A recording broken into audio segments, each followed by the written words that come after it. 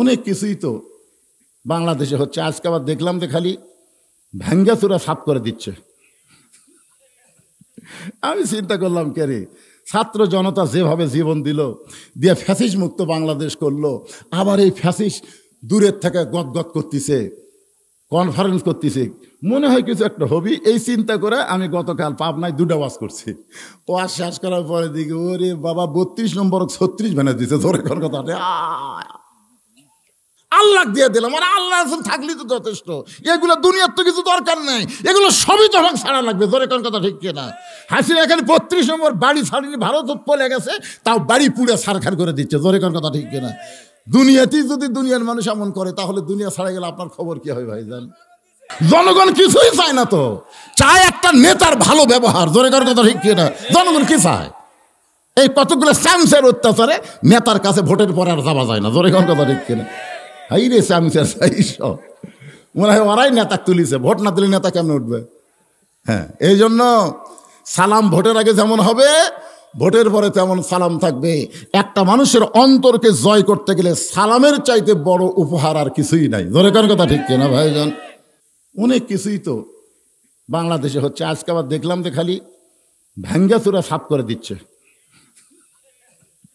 আমি চিন্তা করলাম, কে রে, ছাত্র জনতা যেভাবে জীবন দিল, দিয়ে ফ্যাসিস মুক্ত বাংলাদেশ করলো, আবার এই ফ্যাসিস দূরের থেকে গদগদ করতেছে, কনফারেন্স করতেছে, মনে হয় কিছু একটা হবি। এই চিন্তা করে আমি গতকাল পাবনায় 2টা ওয়াজ করছি। ওয়াজ শেষ করার পরে দিকে ওরে বাবা 32 নম্বর 36 ভেঙে দিছে। ধরে কোন কথা মোরাকাবা করেন আপনারা, একটু চোখ বন্ধ করেন, করে চিন্তা করে দেখেন তো আমাদের ভবিষ্যৎ কি। ভবিষ্যৎ আল্লাহ আমাদের কেমন কি দিবে, একটু মোরাকাবা মুশাহিদা করার দরকার আছে না নাই? জোরে কোন আছে না নাই? একটু চোখ বন্ধ করেন। চোখ খুলে কি দেখবেন? চোখ খুলে দেখবেন কি? চোখ একটু বন্ধ করে দেখার চেষ্টা করেন। আল্লাহ রাসূল বলেছেন, ইত্তাকু ফিরাসাতাল মুমিনিনা ফাইন্নাহু ইয়ানজুরু বিনুরিল্লাহ। মুমিনদের দৃষ্টি নজরকে তোমরা ভয় করো। যারা প্রকৃত মুমিন হবে তারা তোমাদের মতন দেখে না, তারা যা দেখে আল্লাহর কোরআনের নূর দিয়া। সুবহানাল্লাহ কর না গান।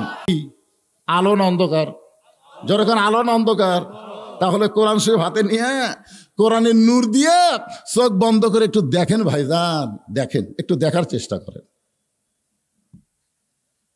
আমাকে দেখাচ্ছে হুজুর এটা আমার বাসা, বাসার গেটের দিকে টাকা আমার চোখ দিয়ে পানি আসলো। এরকম গেট বানানোর টাকা আমার নাই, পিতল দিয়ে গেট বানাচ্ছে, তামা দিয়ে কয়েক লক্ষ টাকা খরচ করে গেট বানাচ্ছে। আমি বললাম, কে ভাই এটাই তোমার বাড়ি? লব উল্টা কয়, হুজুর আসলে আলেমরা মূর্খ। আমি বললাম, কেন? এই কোটি কোটি টাকা খরচ করে বাসা করছি, আর আপনি করেন এটা আপনার বাড়ি? এটা বাড়ি? আমি বললাম, ভাই তাহলে এটা কি? এটা বাসা হুজুর। তখন আমি আব্দুল আলিমের একটা গান শোনালাম, এপারে তোর বসত বাড়ি, ওই পারে তোর বাসা, এপারে তোর বসত বাড়ি, ওই পারে তোর বাসা। ভবদরিয়ায় পাড়ি দিতে, ভবদরিয়ায় পাড়ি দিতে কেমনে করলি আশা, এপারে তোর বসত বাড়ি, ওই পারে তোর বাসা। আব্দুল মুমিন ভাই এখন বুঝতেছে, দুনিয়ার বসত বাড়ি বাদ দিয়ে এখন আল্লাহ তাকে বাসায় পৌঁছায় দিছে। জোরে কোন কথা ঠিক কিনা? শহরে বাসা করছেন, আজকে এই গ্রামে চলে আইছেন ছোট থাকইর, আসার পরে লোকজন বলছে যে ভাই অনেকদিন পরে আইছেন, থাকা লাগবে। না না না না না না না, এটা হলো বসত বাড়ি ভাই, এটা আসা যায় বসা যায় কিন্তু থাকা যায় না। তাহলে কুড়ি থাকবে বাসাত। তো মুসলমান, দুনিয়া হলো তোমাদের বসত বাড়ি, আর জান্নাত হলো তোমাদের বাসা। জোরে কোন কথা ঠিক কিনা? বসত বাড়িতে এসে কয়, যেমন আরে তুই পাগলা রে, তুই পাগলা। বসত বাড়িতে দুদিন বসত করা যায়, চলতে পথে 2 দিন থামিলাম, যাবার কালে একজন আরো দেখা না পাইলাম। আমি চলতে পথে 2 দিন থামিলাম, যাবার কালে একজন আরো দেখা না পাইলাম। ও আমার সাদের মালা যায় রে ছিঁড়ে, রইব না আর বেশি দিন তোদের মাঝারে। যেই কইলাম ভাইজান আব্দুল আলিম যে কইল এ পারে বসত বাড়ি ওই পারে বাসা, তাহলে তোমারটা কি? তোর হুজুর বুঝি না হুজুর। বুঝবো কখন? কখন বুঝবি? চোখ মুজিলে দুনিয়া আন্ধার, কোথায় বাড়ি কোথায় ঘর, যাইতে হবে অন্ধকার কবর। আবু বকর বলে রাসূলুল্লাহ, সবাই যখন ঘুমিয়ে গেছে এমন সময় মুরাকাবার হালত আমি দেখতে পাই। আমার আল্লাহ ডাক দেয়া বলে, আজকে সবাইকে আমি জান্নাত দিয়ে দিলাম, শুধু একজনকে আমি জাহান্নাম দিব। আমার এত বড় ভয়, ওই একজন ব্যক্তি যদি আবু বকর হয়। পরিকল্পনা বর্তমান সরকারে কি আছে আর আল্লাহর কোরআনে কি আছে? বর্তমান সরকার কি আইন চালু করলো আর আল্লাহ কোরআনে কোন আইন দিছে? যারা মদ খায়, যদি আল্লাহর কোরআনের আইন চালু হয়ে যায়, ছোট্ট একটা ক্লিপ ঘটনা শোনেন। হযরত ওমর জোহর নামাজ পড়ানোর জন্য মসজিদ নববীতে রওনা দিয়েছেন, নামাজ পড়ানোর জন্য, পড়ার জন্য না। আজকাল নেতারা নামাজ পড়বার যায়, কিন্তু কোরআন দিয়ে যখন রাষ্ট্র চলবে তখন নেতারা নামাজ পড়বার যাবে না, নামাজ পড়াবার যাবে। ঠিক কয় না রে বারে, বুঝবার পারতেছে না? আপনি কি মনে করছেন যখন কোরআন দিয়ে রাষ্ট্র চলবে তখন নেতারা নামাজ পড়বি না পড়াবে? আরো জোরে। বর্তমানে যারা বাংলাদেশে দল করতেছে, কোন দলের নেতারা নামাজ পড়াবার পারবে? আমার মনে হয় এটা মুসলমানকে চোখে আঙ্গুল দিয়ে দেখার লাগবে না, এরা বুঝবার পারে। জোরে কোন কথা ঠিক কি না? হযরত ওমর নামাজ পড়ার জন্য মসজিদে রওনা দিলেন। হঠাৎ হযরত ওমর দেখতে পায় তার সামনে একটা ছেলে রাস্তা দিয়ে হাঁটতেছে, কখনো ডানেও যায় কখনো বামেও যায়, হাঁটার কোনো সাইজ নাই, একবার ডানে যায় একবার বামে যায়। ওমর ফারুক চিন্তা করলেন, আল্লাহর কোরআন দিয়ে যখন রাষ্ট্র চলবে তখন আত্মাকুল্লাহ যদি কলিজার মধ্যে জায়গা পায়, রাস্তায় চলার সময় ওই লোকটা কোনো সময় বাম সাইডে যাবে না, ও ডান সাইড দিয়ে হাঁটবে। আমরা মসজিদে যখন পা দেই, কোন পা? কেন দেখুন তো, আপনারা কি জন্য মসজিদে ঢোকার সময় ডান পা দিলেন? আর মসজিদ থেকে যখন বের হলেন তখন কোন পা? কেন বাঁ পা দিলেন আপনারা জানেন? জানেন না? এমনি এমনি দেন। আমার ধারে তো একজন এরকম নামাজ হতে হতে আঙ্গুল তুলছে। আমি বললাম, কে ভাই এটা কি? হুজুর সবাই মারে, আমিও মারি। সবাই মারে, ওইও মারে। ওই কি জন্যে মারে আজ পর্যন্ত জানে না। মসজিদের মধ্যে ডান পায়ে কেন ঢোকেন, বাম পায়ে কেন বের হন, এটাই যদি না জানেন তাহলে আপনি জানেন কি? আরে মসজিদ ঘর কার? আইন চলে কার? আপনি বিশ্বাস করে নিছেন, আপনি যেই দলই বাহিরে করেন, মসজিদের মধ্যে ঢুকলে আপনার দলের কর্তৃত্ব থাকবে না, আমার আল্লাহর হুকুমের কর্তৃত্ব চলবে। জোরে কোন কথা ঠিক কি না? মসজিদের মধ্যে কাতার করার সময় আওয়ামী লীগ, বিএনপি, জাতীয় পার্টি, জামাত, তাবলিগ, পীর মুরিদ সবাই পায়ের গোড়ার দিকে তাকায়, গোড়ালি মিল করে কাতার সোজা করে দাঁড়ায়। ফেরেশতা বলে, আল্লাহ, এরা মসজিদের বাহিরে 14 দল 20 দল, কিন্তু মসজিদের মধ্যে এক কাতার। আল্লাহ বলে, আইন চলে মসজিদে আমার। আল্লাহর আইনে তো ডান পাইরে পাগল। হাসরের ময়দানে আমল নামা যার ডান হাতে দিবে সে হাসতে হাসতে জান্নাতে চলে যাবে, আর আমল নামা যাদের বাম হাতে যাবে তারা কানতে কানতে জাহান্নামে যাবে। এই বাংলাদেশে যারা আল্লাহর কোরআনের দল করে, কোরআনের আইন দিয়ে বাংলার সমাজ গঠন করতে চায়, তারাই হাসরের ময়দানে আমল নামার ডান হাতে পাবে।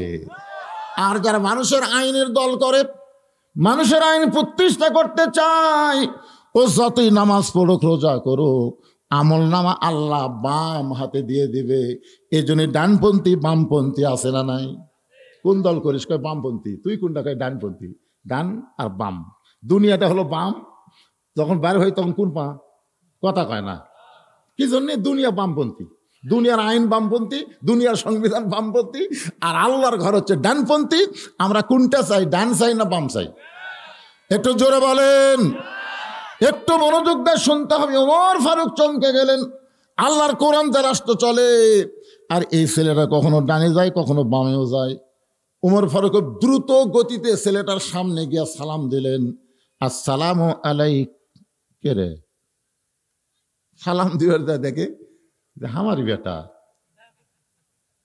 তাই বলে কি বেটাকে সালাম দেওয়া যাবে না? যারা এখানে যাবে কে যাবে না? আসসালামু আলাইকুম, আলাইকুম ইয়া আব্দুল্লাহ। রে আল্লাহর বান্দা, তোমার প্রতি আল্লাহর রহমত বর্ষিত হোক।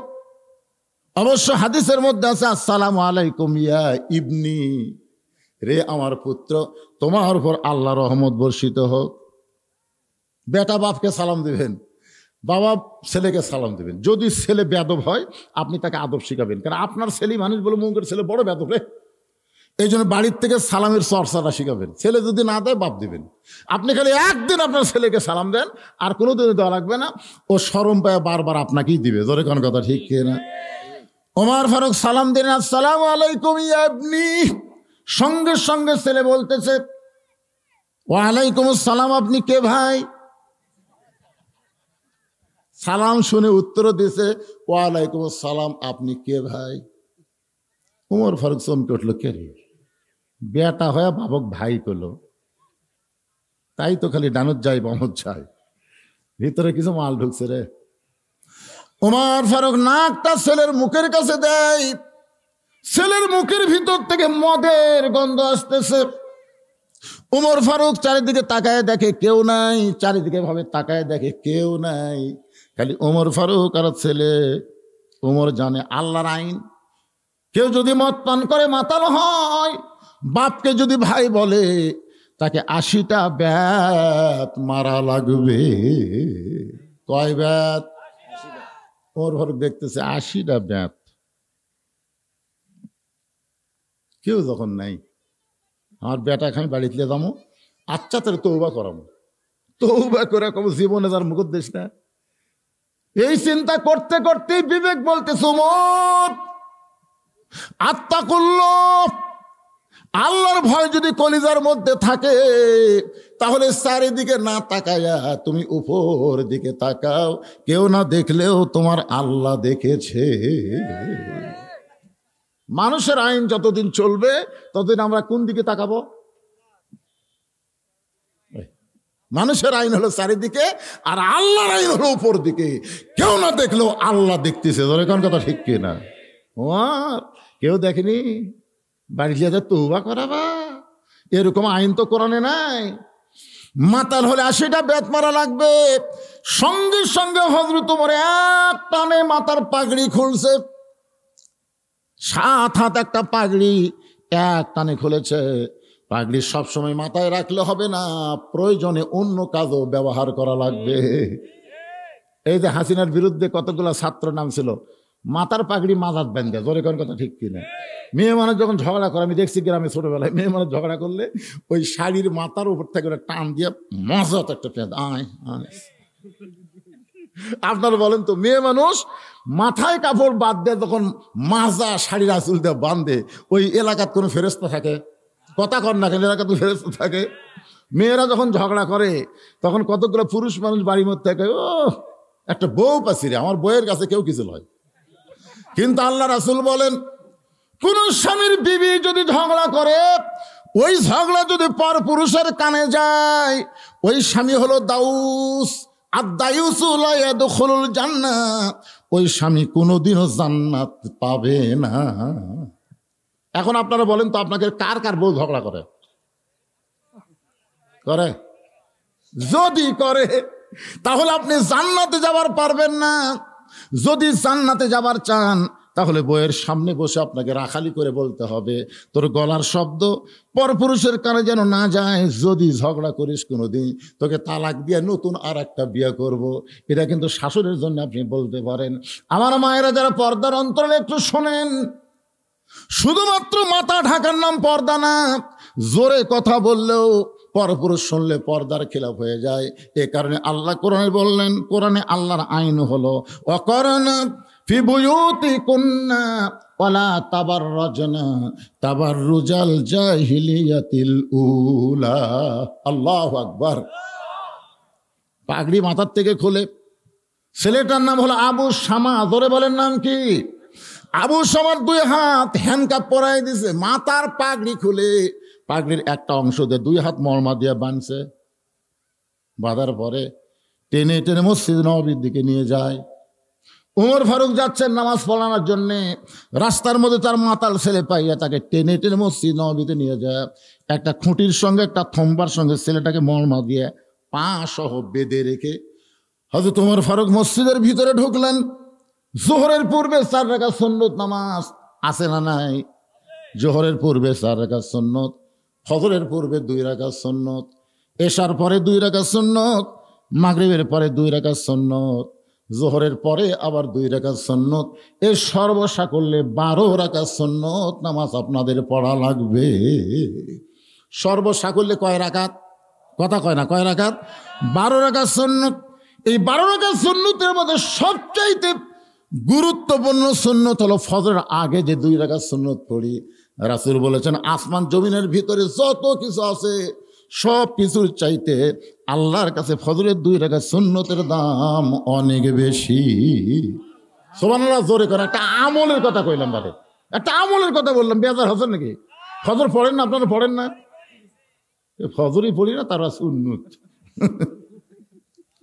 আরে আল্লাহর বান্দার একটু মনোযোগ দেন। উমর ফারুক ছেলেটাকে বেঁধে রেখে, থমের সঙ্গে খুঁটির সঙ্গে বেঁধে রেখে ফজরের 4 রাকাত সুন্নত নামাজ যখন পড়তেছেন, এমন সময় সাহাবীরা মসজিদের মধ্যে ঢুকে কে রে, কে একা কে করে রে, যায় দেখে উমর ফারুকের ছেলে। এক সাহাবী বলতেছে, অর্ধ পৃথিবীর খলিফা হযরত উমরের ছেলেকে এভাবে খুঁটির সাথে বাঁধলো খেরে।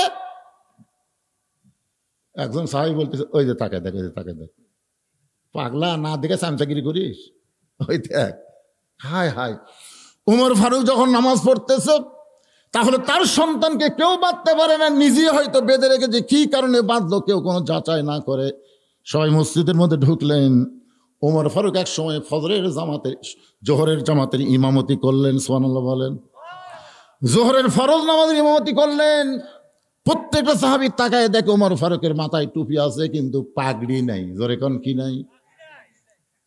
আইনমন্ত্রী। নবী যখন রাষ্ট্রপতি ছিল তখন ছিল আইনমন্ত্রী। কেউ তো বলতে পারে আমিরুল মুমিনিন পাগড়ি মাথার দিয়ে নামাজ পড়লে 70 গুণ সওয়াব। মাথায় পাগড়ি নাই, কেন নাই? সাহাবীরা বুঝতে পারলেন ওই পাগড়ি দিয়া আজকে অন্যায়কে দমন করা হয়েছে। জোরে কোন সুবহানাল্লাহ। কারণ নিজের ছেলেকে নিজে যখন বেঁধে রাখছে নিশ্চয়ই কোনো অন্যায় কাজ করছে। নামাজ শেষ হয়ে গেল, 2 রাকাত সুন্নত পড়া হলো। তোমার খুব তাড়াতাড়ি মসজিদের বারান্দায় এসে ওই থমের দিকে তাকায় দেখে বাচ্চাটা কান্দের, বলে বাবা আমাকে কে যেন এভাবে মরমা দিয়ে বেঁধে রাখছে, বাবা মেহেরবানি করে আমার বাঁধন খুলে দেন, আমার বড় কষ্ট হয় বাবা, মেহেরবানি করে আমার বাঁধন খুলে দেন। উমর ফারুক আবু সামাদ দিকে তাকায় চোখ দিয়ে দর দর করে পানি পড়তেছে। কান্দার কারণ হলো 2টা। 1 নম্বর কারণ হলো সালাম দেওয়ার সময় আমারে চিনতে পারে নাই। ওয়ালাইকুম সালাম, আপনি কে ভাই? আর এখনো বলতেছে বাবা আমার বাঁধন খুলে দেন। তার মানে বোঝা গেল কিছুক্ষণ আগে যে ছেলে বাবাকে ভাই বলেছে এখন আবার বাবা বাবা বলে কাঁদতেছে। ইমাম গাজ্জালি রহমতুল্লাহ আলাইহি বলেন, যেই মদ পান করে মানুষ মাতাল হলে 80টা বেয়াত মারতে হয়, এই মদের মাতাল কিন্তু মানুষকে বেশিক্ষণ রাখে না, 1 ঘন্টা 2 ঘন্টা পরে সে আবার পূর্বের পরিবেশে পূর্বের অবস্থায় ফিরে আসে। কিন্তু এমন একটা মদের খবর আমার কাছে আছে, যেই মদ পান করলে মানুষ 1 দিন 2 দিন না, 1 বছর 2 বছর না, এমনকি আজরাইল না দেখা পর্যন্ত তার হুঁশ ফিরে না। এমন একটা মদের খবর আমার কাছে আছে। ইমাম গাজ্জালি বললেন, ছাত্র বললেন, হুজুর মদ সবচাইতে বেশি মাতালের মদ মানুষকে 1 দিন 2 দিন মাতাল রাখতে পারে, কিন্তু একেবারে মরা পর্যন্ত মাতাল থুবি, সেই মদের নাম কি? ইমাম গাজ্জালি বললেন, এই মদের নাম হলো দুনিয়ার মহব্বত। দুনিয়ার মহব্বতের কেউ যদি একবার মদ পান করে মাতাল হয়ে যায়, ওই মানুষটা আজরাইল না দেখা পর্যন্ত হুঁশ পায় না। মাতাল হয়ে বলে, ওই যে দেখতেছেন ওটা আমার বাড়ি, বাড়ির সামনে দেখতেছেন না ওটা আমারই পুকুর, পুকুরের সামনে যে ভিটা দেখতেছেন এটা আমারই হুজুর, ওই সাইডে জমিগুলা আমার। ফেরেশতাকে আল্লাহ এই যে বলতেছে বাড়ি আমার, পুকুর আমার, জমি আমার, ভিটা আমার, তাহলে তোমার কি? আল্লাহ কয় মাতাল হচ্ছে রে, মাতাল। মদ পান করে বগুড়া ছোটবেলা মোস্তাফে যখন পড়তাম তখন দেখছি একজন মদ পান করে পেশাব করে ওর যায়, ওই পেশাবখানা পড়ে গেছে, মদ পান করে ইটার উপর পাও দিবে, পা স্লিপ করে পড়ে, আমি ডিসি, ওর মাতাল শুরু হয়ে গেছে, ডিসি যাই যাচ্ছে তাই বলছে ডিসি তো পেশাব খানাত পড়ে আছে রে, আপনার বলেনি ডিসি, পেশাব খানাত আমি ডিসি। ওই যখন হুঁশ ফিরে পাবি তখন কবি আমি কি করেছি রে এটা। আরে পাগলা, একটা পেশাবখানার যে দাম আছে এই দুনিয়ার দাম আল্লাহর কাছে নাই। জোরে কোন কথা বলেন না কেন ভাইজান? আর আপনি বলেন ওই বাড়ি আমার, ওই পুকুর আমার, ওই জমি আমার, ফেরেশতাকে আল্লাহ, সবই তো তোমার, কিন্তু এই যে হামার করতেছে আল্লাহ কায় মাতাল হচ্ছে রে, মাতাল হচ্ছে। وأنفقوا مما رزقناكم من قبل أن يأتي أحدكم الموت فيقول ربي لولا أخرتني إلى أجل قريب। আল্লাহু আকবার। মৃত্যু যখন আজরাইল সামনে আসবে, আসে বলবে ভাই চল যাই, তো বলবে তুই কে রে? কেবল 4 তলা 3 তলা হচ্ছে রড বার করে থুসি, 4 তলা কমপ্লিট না করলে কোথাও যাবো না রে, তুই কে রে আমাকে যাবার কোষ? তখন ভাই আপনাকে চেনেন নেই, আমি আজরাইল ভাই। কান্দিস কে রে? তুই কি মনে করছিস তোর কাছে আজরাইল আসবি না? তুই 4 তলার ভিত দিছু, 3 তলা হচ্ছে 4 তলা হয়নি, ও তুই মনে করছিস আজরাইল 4 তলার পরে আসবি? ভাই তখন কয় ভাই এই বাড়ি সয় সম্পত্তি জমি এগুলা করবার যায়, আমার যে মরা আছে মনেই নাই। ও ভাই রে 1টা বছর আমার টাইম দে ভাই, 1টা বছর, আমি ওই যে শেষ দাঁত পড়বো, আমি আর উঠবো না, আল্লাহ ছাড়া কেউ নাই রে, আর আমি দুনিয়া করবো না, আমি সব আল্লাহ দেবো ভাই, সব আল্লাহ দেবো ভাই, তুই কাল আমাকে 1টা বছর সময় দে ভাই। তখন আজরাইল বাম হাতে একটা চড় মারবি, এক চড়, একটা পেশাব পায়খানা করে ফেল দিবি। দেখবেন গোসল করা, অনেক মানুষ যারা গোসল করায় তারা বলে 2-1টা লাশ গোসল করানো, পেশাব নাই পায়খানা নাই, আর 2-1 টাকার কাপড় তোর মেকে ফেলে দিই। আমি বলি ওর আজরাইল হাতে চড় খাসা। এই শয়তান, তুই যে বলতেছিস সব আল্লাহ দেব, তোর কি? এই তোর কি রে? তুই যে আল্লাহ দিবার শেষ, আল্লাহ তো তোকে দান করছে রে, আল্লাহ দেওয়া সম্পদ তুই নিজের করে লিছু, তুই মাতাল হসু, এখন আজরাইল থেকে তোর হুঁশ ফিরে যাচ্ছে। এর নাম হলো দুনিয়ার মহব্বত। জোরে কোন, এর নাম কি? দুনিয়ার মহব্বত। আল্লাহ বলেছেন দুনিয়ার মহব্বত যখন কলিজার মধ্যে আসবে, ওই মহব্বতের মদ পান করে এমন মাতাল হয়ে যাবে, সে যে দুনিয়া থেকে যাবে এই কথা তার মনেই থাকবে না, এই কথা তার মনেই হবে না। আল্লাহ কোরআনে বলছেন যখনই মৃত্যু তার সামনে চলে আসবে তখন আজরাইলকে ঘুষ দিবার চাবে, কিন্তু ঘুষ তো আজরাইল নেবে না, কারণ কোন সম্পত্তি ঘুষ দিবে? সব সম্পত্তির মালিককে। কথা কন না কেন? ওসমান গনিকে রাসূল ডাকতে বলে, ওসমান আল্লাহ তোমাকে এত সম্পদ দান করেছে, এত সম্পদ, তুমি কি বলতে পারো তোমার সম্পদের পরিমাণ? ওসমান গনি বলে, ইয়া রাসূলুল্লাহ বড় কঠিন প্রশ্ন করলেন, তবে আমাকে আল্লাহ যত সম্পদ দিয়েছে এই সম্পদ রাখার যে গুদাম আছে, এই গুদামে তালা দেওয়ার পরে যে চাবি থাকে, এই চাবি টানতে একটা উট হিমশিম খায়। সুবহানাল্লাহ বলেন না? আপনারা বুঝবার পারেননি, মানে যত সম্পদ আছে সম্পদ রাখার যে গুদাম হয়, এই গুদামও তালা দেওয়ার পরে যে চাবি থাকে না, তালা দেওয়ার পরে যে চাবি থাকে, এই অসংখ্য চাবি টানতে একটা উট হিমশিম খায়। আল্লাহ নবী ডাকতে বললেন, ওসমান এত সম্পদ আল্লাহ তোমাকে দান করেছে, এখন যদি আল্লাহ তোমার সম্পদ ফেরত চায় তুমি কি দিবা?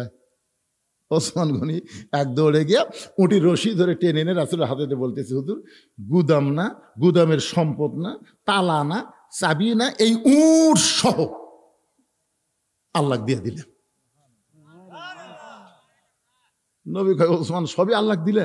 দিলাম তো, তাহলে তোমার জন্য রাখলা কি? ওসমান গনি বলে, ইয়া রাসূলুল্লাহ আমার ডান পাশে হলো লা ইলাহা ইল্লাল্লাহ, আর বাম পাশে মুহাম্মদ রাসূলুল্লাহ, আল্লাহ ছাড়া আমার আর কিছু দরকার না। সঙ্গে সঙ্গে নবী বলেন, আল্লাহ চাহিদা মাত্র উসমান তার বাহককে সব দিয়ে দিছে। ওসমান নিজের জন্য আল্লাহ নবী ছাড়ার কিছুই রাখেন নাই। আল্লাহ গো, ওসমান পরীক্ষার রেজাল্ট কি হলো? আল্লাহ বলেন, হাবিব আমার গানি ডিগ্রি, আল্লাহ গানিয়ুন ওয়া আনতুমুল ফুকারা, আমি আল্লাহ যে ধনী গানি, আমার গানি ডিগ্রিটা আমি আমার ওসমানকে দিয়া দিলাম। লিল্লাহে তাকবীর। এই ওসমান গনির ওয়াজকে আপনাদের বিশ্বাস হলো? এটা কি বিশ্বাস হলো? কথা কয় না, বিশ্বাস হলো? কাদের বিশ্বাস হচ্ছে একটা হাত তুলে দেখান তো দেখি। যারা বিশ্বাস করছেন, বিশ্বাসে মিলাই বস্তু, তর্কে বহুদূর। মাশাআল্লাহ, হাত নামান। ওমর ফারুক ছেলেটার দিকে তাকায়া চোখের বাণী করে বের করে কাঁদতেছে। দুই কারণে। জোরে কোন কয় কারণে? এক নম্বর কারণ হলো মাতাল হওয়ার কারণে সে আমাকে সালাম দেওয়ার পরে কি বলছে, ওয়ালাইকুম আসসালাম, আপনি কে ভাই? আর দুই নম্বর কারণ হলো সন্তান যখন বাবা বাবা বলে ডাকে, ওই ডাকটা বাবার কলিজার মধ্যে মহব্বত যোগায়। আপনাকে বাবা করে ডাকলে ভালো লাগে না? এজরকম ডাকলে ভালো লাগে না? তো ছেলে আজকে প্রায় 1 মাস হলে বাবার সামনে দেওয়া যায়, বাবা বলে কথা কয় না। এরকম ছেলে আছে না নাই? এজরকম আছে না নাই? অনেক ছেলে আগে এত ভালো ছিল, বাবা বাবা মা মা বলে মুখের মধ্যে ফ্যানটা তুলতো। এখন সেই ছেলেটা বাবার সামনে সালামও দেয় না, কথাও কয় না, মার দিকে একবারও তাকায় না। আপনি বলেন তো, আপনার এই ভালো ছেলেটা এত খারাপ হওয়ার পিছনে কারণ কি? খারাপ হওয়ার পিছনে হলো আপনার বেটার বউ। ধরে কোন কার বউ? কথা কয় না কেন? বেটার বউ বোঝেন না? হায় হায়, এত অভিনয় জানে, বুঝলেন? আপনি আইসা কেবল শুইছেন ফ্যান দিয়ে, বউ দৌড়ে এসে ফ্যান অফ করে তাল ভাঙাতে বাতাস করে। স্বামী কয়, কে গো, কারেন্ট গেল নাকি? না, অফ করে দিলাম। অফ করে দিলাম। ওই ফ্যান যদি আপনাকে বাতাস দেয়, তাহলে আমি জান্নাতে কেমনে যাই? আল্লাহ রাসূল বলেছেন, স্বামীর খেদমত করলে বউকে আল্লাহ জান্নাত দেয়। তাহলে আপনার খেদমত কেমনি করবো? এজন্য ফ্যান বন্ধ করে বাতাস শুরু করলাম। আয় আয় রে, স্বামী কয়, আল্লাহ, এটা বউ কে রে? ফ্যান বন্ধ করে তাল বাগার বাতাস করে। এর কিছুক্ষণ পরে এরকম কপালের চুল টানতেছে, ভুরু টানতেছে, মজাই লাগতেছে। স্বামী কাল চোখ বন্ধ করে ওই গাল টানে, কপাল টানে, পায়ের বুড়া আঙ্গুল ফুটায় দেয়। এত তো খেদমত। তুমি আমার স্বামী, তোমার পায়ের তলে আমার জান্নাত। নাউযুবিল্লাহ। খান স্বামীর পায়ের তলে জান্নাত না, শুধু একজনের পায়ের তলে জান্নাত, সেটা হলো মা। জোরে কোন, সেটাকে? মায়ের পায়ের তলে জান্নাত। কিন্তু আল্লাহ রাসূল বলেছেন, আল্লাহর পরে কাউকে যদি সেজদা দেওয়ার হুকুম থাকতো, তাহলে প্রত্যেকটা নারীকে বলা হতো তোমার স্বামীর পায়ে সেজদা করো। কিন্তু আল্লাহ ছাড়া কাউকে সেজদা করার হুকুম নাই। এই কথার দ্বারা রাসূল বুঝাইলেন, মেয়ে মানুষের কাছে আল্লাহর পরই সবচাইতে দামি হলো তার স্বামী। ধরে কোন কথা ঠিক কিনা? কিছুক্ষণ পরে বউ কাঁদতেছে, পাকা হাঁকায় আর কান্দে, করে কান্দে কান্দে। স্বামী কয়, কে গো, কি হলো? পাকা হাঁকাচ্ছে, কপাল টিপতেছে, কান্দো কেন? বলবো না, বলবো না, এমনি। বাবার জন্য দোয়া চাই। 1000 টাকা দান করেছে আব্দুল খালেক, 5টা কোরআন শরীফ বাবদ। আল্লাহ দানকে কবুল করে বাবার কবরকে জান্নাতের টুকরা বানায় দেন। জোরে কান আমিন। আচ্ছা ঠিক আছে, মেজে চলতেছে, দেরি করে। তো এখন স্বামী বলতেছে, কি ব্যাপার, কান্দো কেন? বউ কয়, বলবো না, বলবো না। এই কয়ের পাকা হাঁকাই আর স্বামীর কপাল টিপতেছে। স্বামী কয়, কে গো, তোর কি দুঃখ, তুমি কান্দো কেন, বলো। বউ কয়, না, বলে লাভ কি? স্বামী কয়, বলে লাভ কি মানে? বলে দেখো তো, লাভ হবি না মানে? বউ বলতেছে, তুমি যদি বলবার সুযোগ দাও তাহলে বলতে পারি। স্বামী কয়, ঠিক আছে, বলার সুযোগ দিলাম। বলতেছে, কি আর হবে কও, তুমি যখন চাকরি করবার গেছো, তুমি যখন ব্যবসা করবার যাও, তুমি যখন খেতে খামারে কাজকাম করবার যাও, তখন তোমার এই বুড়া বাপ আর বুড়ি মা আমার কলজা জেলে ফেলে দিছে। এই বুড়ার বুড়ি এতই ফ্যাস ফ্যাস করে, এই বাপ মায়ের বিরুদ্ধে ওয়াজ করতেছে আর পাকা খাচ্ছে। এখন তুমি যদি বাপ মায়ের সাথে থাকবার চাও, তাহলে আল্লাহ রস্তে আমাকে বাপের বাড়িতে পেরে দাও, আল্লাহ রস্তে। আর যদি আমাকে নিয়ে জান্নাতে সংসার করবার চাও, তাহলে বুড়া বুড়ির বাদ দেওয়া লাগবে। অমা আলাইনা ইল্লাল বালাক। এখন তুমি কোনটা আমল করবে আমাকে কও। এমন কথা শোনার পরে যারা প্রকৃত স্বামী হবে, তাদের কাছে তাকওয়া, তাকুল্লাহ, ভয় কার? আরো জোরে বলেন, ভয় কার? আল্লাহর ভয় যদি কলিজার মধ্যে থাকে, আল্লাহর কোরআন সামনে এসে বলবে ওয়াকাদা রাব্বুকা আল্লা তা'বুদু ইল্লা ইয়াহু ওয়া বিল ওয়ালিদাইনি ইহসানা। আল্লাহর ইবাদতের পরে তোমাদের 2 নম্বর দায়িত্ব হলো বাপ মার প্রতি ইহসান করা, দয়া করা, ভক্তি করা। কোন সন্তান যদি বউ ছেড়ে দেয় আবার বিয়ে করবার পারবে, বউ যদি মরে যায় আবার বিয়ে করবার পারবে, কিন্তু বাপ মা যদি মারা যায় কিয়ামত পর্যন্ত কাঁদলে কিন্তু আর বাপ মাকে পাওয়া যাবে না। তো যেটা চলে গেলে পাওয়া যায় না সেটা হলো বাপ মা। আর বউ যদি ছাড়া দেয় মরে যায় পাওয়া যাবে না, কথা কান পাওয়া যাবে না। তা আপনারা কোনটার পক্ষে থাকবেন, যেটা পাওয়া যায় সেটা না যেটা পাওয়া যায় না? আপনাদের মনে হয় বাপ মা মরেনি বারে। স্বামী এখন আল্লাহর কোরআনকে সামনে পায়া লাভ দিয়ে উঠছে, ওঠ ওঠ ফাঁকা ছ। বউ কয় তুমি কি হলো, গরম হলো কে? গরম হওয়ার কারণ হলো তুই কি ব্যাগ তোর টোপলা সব গোছাচ্ছ নাকি? তুই বউকে এ কথা কেন বলতেছেন? বলে ব্যাগটা সব গুছালে তো 3 তালাকের গাড়ি করে বাপের বাড়িতে পেরে দেবো। 3 চাকার গাড়ি লয়, 3 তালাকের গাড়ি। ফেরে ফাগলি, তুই মরে গেলে তোকে ছেড়ে দিলে বইয়ের অভাব নাই, আর যে বাপের বিরুদ্ধে বললি মারা গেলে কিয়ামত পর্যন্ত কাঁদলে আমি পাবো না। দরকার হলো তোকে ছেড়ে দেবো, কিন্তু বাপ মার বিরুদ্ধচারণ করব না। সঙ্গে সঙ্গে বউ দৌড়েছে, পাও ধরে বলতেছে আমি আসলে আপনাকে পরীক্ষা করলাম, আপনি আসলে আল্লাহর ওলি। আজকে মায়েরা বুঝতেছে হুজুর কোন জায়গাত মার দিল, তোর এখন কথা ঠিক না? এরকম মা আছে না নাই? নিজের বাপ, নিজের মা, নিজের বোন, নিজের ভাই যখন আসে ওই পাগলি হয়ে তাদেরকে সমাদর করে। আর শ্বশুর জামাই, স্বামীর বাপ, স্বামীর মা, স্বামীর বোন যদি আসে তখন খালি খ্যাপ করে, জোরে কোন কথা ঠিক কথা কন না কেন? আমি পারি না, আমি পারি না, আমার মাজাত বেদনা, মানে ও রে বাবা রে। কি মনে করতেছেন আমার নিজের চোখে দেখা জিনিস বাজান? শ্বশুর সোমবারে আসবে, আমার বউ কয় আমার বাপ দেশি মুরগি ভালোবাসে, ইলিশ মাছ ভালোবাসে, পত্তা মাছ ভালোবাসে, ট্যাংরা মাছ ঠিক আছে রে, আর কোয়া লাগবে না, সব যখন এনে দিলাম। সকাল থেকে পাক শুরু হয়ে গেছে, দুপুরবেলা শ্বশুর এসে খাবার পারতেছে না, 15 আইটেম। আমি দূর থেকে দেখতেছি, আমার বউ খালি বলতেছে আর এক টুকরা খান আব্বা, আর এক টুকরা খান। শ্বশুর কয় এই জন্যই তো আসবার চাই না, এই এত খাওয়া যায়। আমি দূর থেকে দেখে আর মনে মনে হাসি, আল্লাহ মেয়ে তার বাবাকে কত ভালোবাসে। কারণ আমাকে আল্লাহ 3টা মেয়ে দিছে, মেয়েরা কিন্তু মায়ের চাইতে বাবাকে বেশি ভালোবাসে, ধরে কোন ঠিক না? আর আপনি সেই মেয়েকে ফাঁকি দিয়ে বেটাকে সব সম্পত্তি দিলেন। কিন্তু কয়েকদিন পর আমার বাবার সামনে এক থালি বিস্কুট দিছে। আমি দূর থেকে দেখতেছি বাবা বিস্কুট খায় আর খালি মুখের মধ্যে লোক দেয়। কে রে বিস্কুট খায় মুখের মধ্যে লোক দেয়, কাছে এসে সালাম দেয়, আসসালাম আব্বা কেমন? এই তুই কি ভালো বিস্কুট জীবনে পাস না? করে যতবার আসি তোর বাড়ি তোর বউ এক থালি বিস্কুট দেয়, আমার দাঁতের সাথে খালি লাগে যায়। তখন আমি একটা বিস্কুট নিয়ে মুখর দিয়ে দেখি ভাই বিস্কুট ড্যাম হয়ে গেছে আজ থেকে 1 মাস আগে। যে বিস্কুট পিঁপড়া খায় না, আশটাল পোকা ধরে না, সেই বিস্কুট আর বাপক দিয়েছে। তাহলে ওর বাপের সামনে 15 আইটেমের তরকারি, আর আমার বাপের সামনে ড্যাম বিস্কুট। তার মানে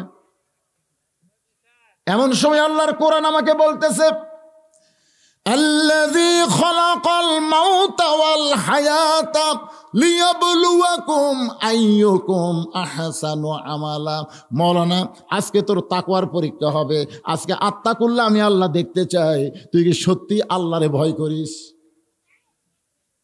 যে বাবা তোরে না খাইয়ে লেখাপড়া করাইলো, যেই বাবা মাটির বিছনার থেকে তোরে খাট বানায় দিল, বাবার মতন আপন বন্ধু নাই রে দুনিয়ায়, বাবার মতন আপন বন্ধু নাই রে দুনিয়ায়।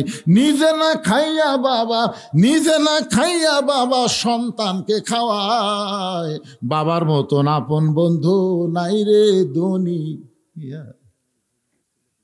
এই যে পরীক্ষা করা হবে লিয়াবলুয়াকুম আইয়ুকুম আহসানু আমালা, তোমার সুন্দর আমলের পরীক্ষা হবে মুত্তাকি। আস্তে আস্তে ঘরে গেলাম, ঘরে যাওয়ার পরে চিন্তা করি বউ তো বাইরে আছে, ঘরে বউকে আনার বুদ্ধি কি? বাপ বসে বিস্কুট খাচ্ছে। তখন আমাকে ও দো ইলা সাবিলি রব্বিকা বিল হিকমাহ, আল্লাহ বলতে হেকমত ধর, হেকমত। 15.5 বছর হাসিনার সময় যদি হেকমতের অ্যাঙ্গেলে মার দিয়ে পারিস, তুই বউয়ের কাছে পারবো না? তোর বউকে হাসিনার সাথে বড় নাকি রা? আগে তখন ঘরের মধ্যে যায়, বউ কয় কে রে? ওর বাপ বসে আছে। আরে ঘরের মধ্যে কুকিল আছে, ধর তোমার শরম নাই, আব্বা বসে আছে। ঘর ডাকলাম, কি গো? আস্তে করে দরজা বন্ধ করে দিয়ে আব্বা, এই কেন বসলো? আমি থাকতে দরজা বন্ধ করে দিলি। আমি বললাম, বাবা সুন্দর আমল করা লাগবে, আব্বা সুন্দর আমল। গলার এই জায়গা থেকে হাত দিয়ে বলতেছি, তুই সকালে মরবো, বিকালে বিয়ে করবো, তো সারা দিন আজকে, আগামীকাল বিয়ে কর। তুই কি মনে করিস আমার বউ নাই? কত মেয়ে আমার বাসনা পাগলি আছে, তোর মতো শয়তান ঘর কর্ম করে। তুই আমার বাপকে ড্যাম বিস্কুট দিয়ে তোর বাপের সামনে 15 প্রকার তরকারি না খাওয়ার তাহলে জোর করে খাওয়াস, আর বাপের সামনে কি দিস? সঙ্গে সঙ্গে বউ আর পাও ধরে বলতে, স্বামী গো, আজ থেকে ঘরের মধ্যে তওবা করলাম, তোমার বাপ আমার বাপ একই বাপ, তোমার বাপ আমার বাপ একই বাপ। আমি আর কিছু কইলাম না। দরজা খুলে দিকে আব্বা নাই। বাপ শরম পাচ্ছে, কি মওলানা বেটা। আমি থাকতে বউগুলা ঘরে দরজা লাগা দিল, কিন্তু কি জন্য লাগা দিয়েছি আব্বা বুঝবার পারেনি। গ্রামের মানুষ তো শরম করে চলে গেছে।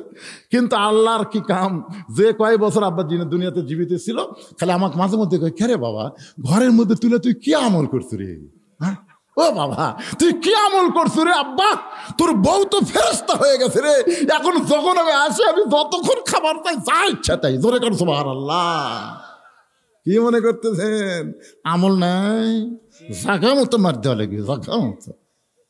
প্রত্যেকটা বউ দেখবেন, আপনি খোঁজ করে দেখেন, বাংলাদেশের 80% ছেলে তার শ্বশুর শাশুড়িকে ভালোবাসে। দরেকার কথা ঠিক কিনা? 20% বেটার বউ শ্বশুর শাশুড়িকে ভালোবাসে না। 20%। খোঁজলে দেখেন এই মেয়েরা এত খারাপ। তাই বলে আপনাকে ঝাঁকরের কথা বলতেছি না, ঝাঁকরে উন্নত কথা বলতেছি। আল্লাহর বান্দার একটু মনোযোগ দিয়ে শুনবেন। ওমর ফারুক ডাক দিলেন, সাল্লাত। হাজার হাজার সাহাবীর সামনে ওমর ফারুক ডাক দিলেন, সাল্লাত। জাল্লাত এসে বলতেছি, আমির আল মুমিনিন, আমারে ডাকলেন কেন? ওমর ফারুক বলে, জাল্লাত, আমার আবু শামা মদ পান করেছে। মদ পান করার কারণে আল্লাহর আইন হলো তাকে 80টা বেত্রাঘাত করা লাগবে। জাল্লাত রে, এই চামড়ার চাবুক দিলাম, এই চাবুক দিয়ে আমার আবু শামাকে 80টা বেত মারবি। আল্লাহর আইন কয়টা বেত? জোরে বলেন কয়টা? ওমর ফারুক চেয়ারে বসে বললেন, জল্লাদ হতে চাবুক দিয়ে বললেন, মার শুরু করো। এবার জল্লাদ মারতেছে, ওমর ফারুক গুনতেছে 1 2। সঙ্গে সঙ্গে ওমর ফারুক দাঁড়িয়ে বললেন, চাবুক দে, চাবুক দে। কেরে তোরে চাবুক মারার হুকুম দিলাম, তুই 80টা বেত মারবি। তুই সত্যি করে বলতো, কার খেয়ালে আমার ছেলেকে বেত মারতেছিস? আল্লাহর খেয়ালে না আমার খেয়ালে? জল্লাদ বলতেছে, আপনি সামনে বসে আছেন, আপনার ছেলেকে মারতেছি, এটা আল্লাহর খেয়াল আসে? আপনার সামনে আপনার ছেলেকে আমি মারতেছি, আপনার খেয়ালই মারতেছি। কারণ আমি আপনার ছেলেকে আঘাত করব, ওই আঘাত লাগবে আপনার কলিজায়। কারণ প্রত্যেকটা বাবার সামনে তার সন্তানকে মারলে আঘাত সন্তানকে লাগে না, আঘাত বাবার কলিজাত লাগে। ধরে কোন কথা ঠিক কিনা? এই জন্য আল্লাহর খেয়াল আসতে পারি নাই, আপনার খেয়ালে 2টা বাড়ি মারছি। ওমর ফারুক কান্দের বলে, জল্লাদ, আল্লাহর আইন প্রয়োগ করতে গেলে মানুষের খেয়াল করে যদি আমল করো, ওইটা কোনোদিন আল্লাহর দরবারে কবুল হবে না। যে আল্লাহর আইন, সে আল্লাহর খেয়ালি চাবুক মারতে হবে। আত্তাকুল্লাহ হাক্কা তুকাতিহি কারে কয় রে বাংলার মুসলমান, কারে কয়? ওমর ফারুক চাবুক নিয়ে মার শুরু করলেন। মারতে মারতে যেই মাত্র 30টা চাবুক মারছে, উমর ফারুক তাকায় দেখে তার সন্তান বেহুশ হয়ে পড়ে গেছে। এই 30টা চাবুকের মধ্যে আবু শামা বহুবার বলেছে, বাবা আর জীবনে মদ খাবো না বাবা, আমাকে মাফ করে দাও বাবা, আমাকে মারতেছেন, আপনার কি কষ্ট হয় না? উমর ফারুক একটাবার সন্তানের দিকে খেয়াল করে নাই, আমার আল্লাহর খেয়ালে 30টা চাবুক মারছে। সন্তানকে খেয়াল করলে আত্মা কল্যাণ ডিগ্রি অর্জন করা যাবে না, শুধুমাত্র আল্লাহর ভয় করে মারতেছে, দুনিয়ার কারো দিকে খেয়াল নাই। আবু শামার মা দূর থেকে কান্দার বলে, স্বামী গো, আমার সন্তান তওবা করবে, আমার সন্তান আর কোনোদিন মদ পান করবে না, একটাবার আমার সন্তানকে ছাইড়া দেন। নিজের বইয়ের দিকে খেয়াল নাই, নিজের সন্তানের দিকে খেয়াল নাই। 30টা চাবুক মারার পরে যখন উমর ফারুক বুঝতে পারে সন্তানের জবান থেকে কান্নার কোনো শব্দ আসতেছে না, তাকায় দেখে বেহুশ হয়ে আছে। আর বেহুশ অবস্থায় মারলে তো হবে না, হুশ অবস্থায় মারা লাগবে। ওমর ফারুক বলে, 1 গিলাস ঠান্ডা পানি নিয়ে আসো। একজন সাহাবী দৌড়ে, আপনি মরে গেলে আপনার এলাকায় হিন্দুকে বলবেন যে, ভাই হিন্দুরা, এ নরেশ, খগেন, গগেন, তোরা কোথায় রে, আমার কবরটা খুলে দে রে। কি কি লা সালাতা লা ঈমানা, যার নামাজ নাই তার কোনো ঈমান নাই। জোরে কথা কন না কেন ভাই রে? লা সালাতা লা দীনা, যার নামাজ নাই তার কোনো ধর্মই নাই। একটা মুসলমান মারা গেল আর ওরা 5 জন যায় বলতে যে, ভাই আমরা কবর খুঁড়ি কিন্তু 5 প্যাকেট সিগারেট লাগবি। হায় হায়, 5 জনে 5 প্যাকেট সিগারেট দিছে। ওরা কোদাল কান্দ দিলে বাড়ির থেকে সিগারেট টানা শুরু করছে, বাড়ির থেকে গোরস্থানে যে 5 জন খালি টানতেছে, আর একজন খালি বলতেছে, এই দাগ, এ দাগ দে, দাগ দে। যাই দাগ দেয় উঁয়ো টানে, যাই কোদাল মারে উঁয়ো টানে, যাই মাটি তুলতেছে উঁয়ো টানে, যাই সমান করে উঁয়ো টানে। 5টা যদি একবারে টান মারে, গোরস্থানের খবর কি কম? তো একটা ফেরেস্তা গোরস্থান দেয়, সব রাস্তাত খাড়ায় আছে। আল্লাহকে কেড়ে ফেরেস্তা রাস্তাত কেন? জিয়াহারে টানতেছে, আল্লাহ দুর্গন্ধে দাবার পারতেছি না। এমনকি জানেন, এই কবর খুঁড়তে খুঁড়তে যারা বিড়ি খায়, সিগারেট খায়, ওরা নাই কিন্তু ওর লুঙ্গি আছে, ওর পাঞ্জাবি আছে। আপনাকে লাকত ধরবেন, বুঝে ধরবেন, পারবেন না ভাই, বুঝে পারবেন না, বুঝে কিন্তু পারবেন যে কে রে, এটা তো বিড়ি খোরের সাথ রে। তাহলে 5টা বিড়ি খোর 5 প্যাকেট সিগারেট খেতে কবর ধরলো, গোটা কবরের কাঁচা মাটি, সিগারেট গন্ধ। কবর দিয়া যখন চলে গেছে বুঝলেন, তখন মুনকির নাকিরা সব চুল ধরে তুলে তখন কয়, কে ভাই, কে রে আপনি? মুনকির নাকির রে। তো মুনকির নাকির প্রশ্ন করবেন, আমাকে এভাবে তুলে ধমক, এই শয়তান, প্রশ্ন পরে, আগে তুই বল কবর খুললো কে? তোর কবর ঘুরি থেকে গোটা কবর খালি বিড়ি বিড়ি গন্ধায়। আপনার বলেন তো, ফেরেস্তার দুর্গন্ধ সহ্য করবার পারে? কথা কন না কেন রে ভাইরে? তাহলে কোন বেনামাজি বিড়িখোর আপনার কবর খুঁড়তে দেওয়া যাবে না। তো ভালোই করলেন, খুঁড়বি কে? আপনার কবর আপনি খুঁড়বেন? মাশাআল্লাহ। আল্লাহর বান্দার একটু মনোযোগ দিয়ে শুনবেন। আপনাদের গ্রামের সামনে কাতারে যারা নামাজ পড়ে তাদেরকে কবর খননের জন্য অনুরোধ করবেন। যদি অনুরোধ না মানে তাদেরকে হাদিয়া দিয়ে কবর খনন করে নেবেন। কিন্তু খবরদার বেনামাজি বিড়িখোর এদেরকে দিয়ে কবর খনন করলে আপনি কবরে যাওয়ার পর থেকে আযাব শুরু হয়ে যাবে। কারণ ফেরেশতারা দুর্গন্ধে রাগ করবি না খুশি হবি? কথা কন না কেন? রাগ করবে না খুশি হবে? আল্লাহ আযাব দেওয়ার জন্য ফেরেশতা পাঠাবে। আবার কবরকে জান্নাতের বাগান বানায় দিয়ে আল্লাহ বলবেন, আল্লাহ তাখাফু ওয়া লা তাহজানু ওয়া আবশিরু বিল জান্নাতিল্লাতী কুনতুম তুআদুন।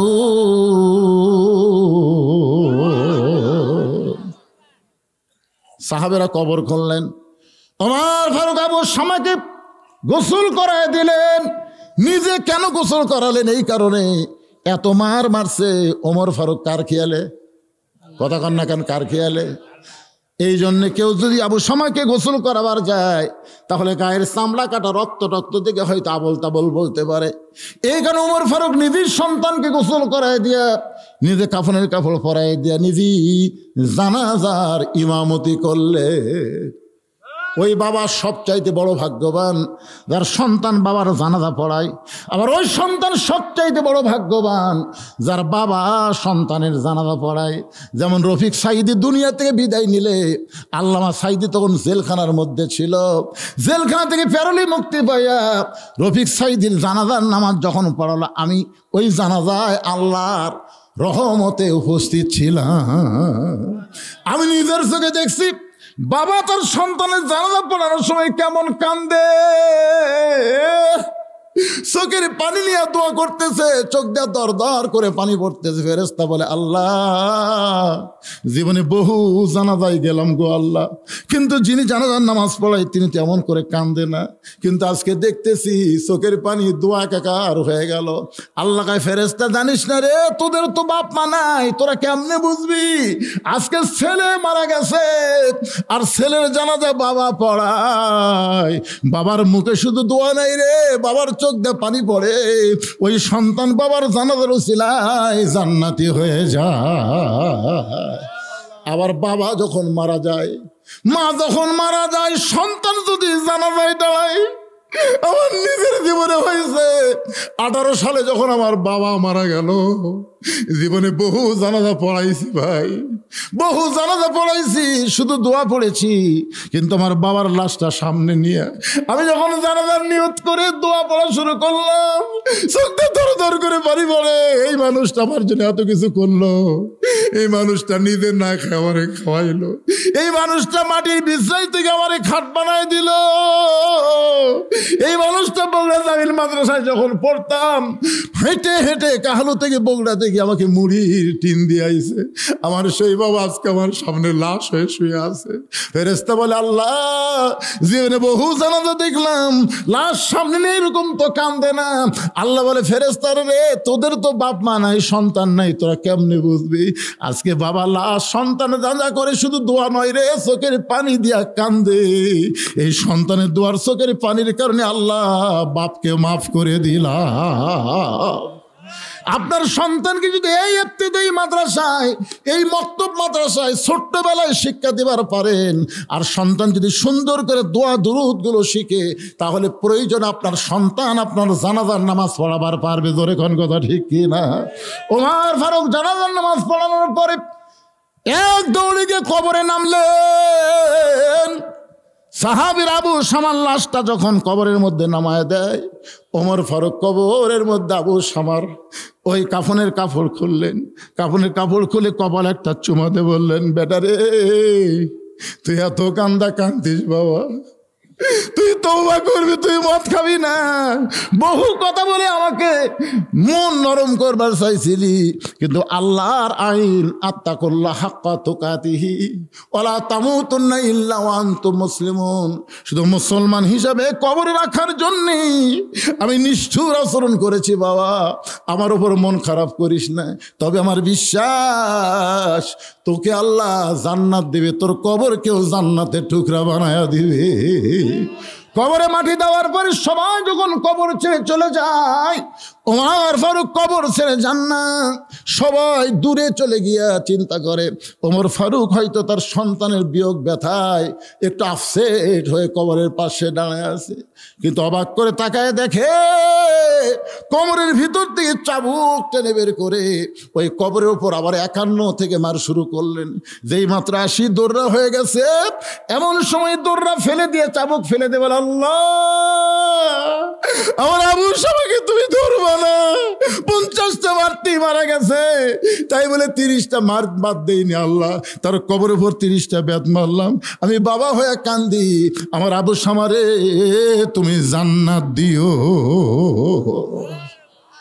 আল্লাহ বলতেছেন মুমিনেরা আল্লাহর ভয় কলিজার মধ্যে রাখো, যথাযথ ভয় করো, মুসলমান না হয়ে মৃত্যুবরণ করো না।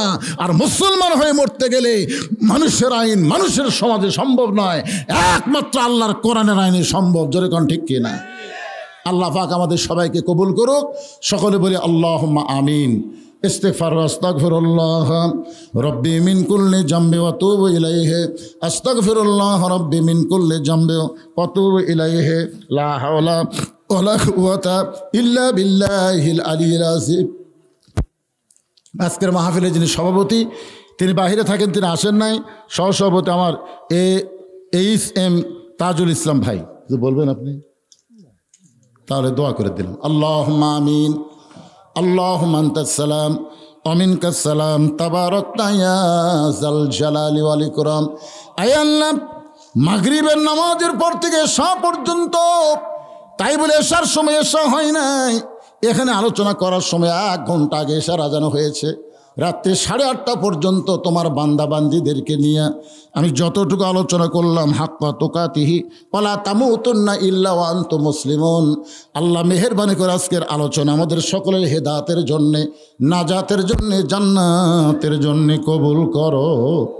এই মাহফিলের শুরু থেকে শেষ পর্যন্ত যত আলোচনা হয়েছে আল্লাহ, এর মধ্যে যদি ত্রুটি হয়, ভুল হয়, মাফ করে দিও। এর জাহাদিয়া মঞ্জুর করো। সোনার মদিনায় নবী পাকের রওজা মুবারকে আল্লাহ তুমি কবুল করে নাও।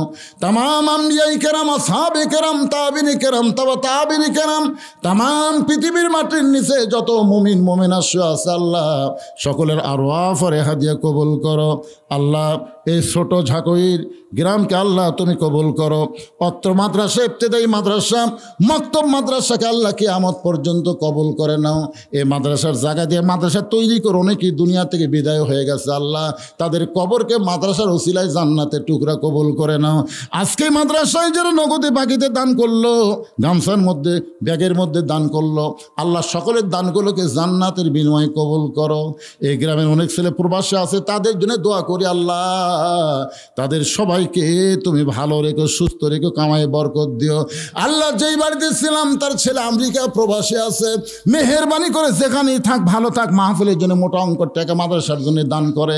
আল্লাহ তাআলা যাবতীয় বিপদ আপদ মুসিবত থেকে তাকে হেফাজত করো।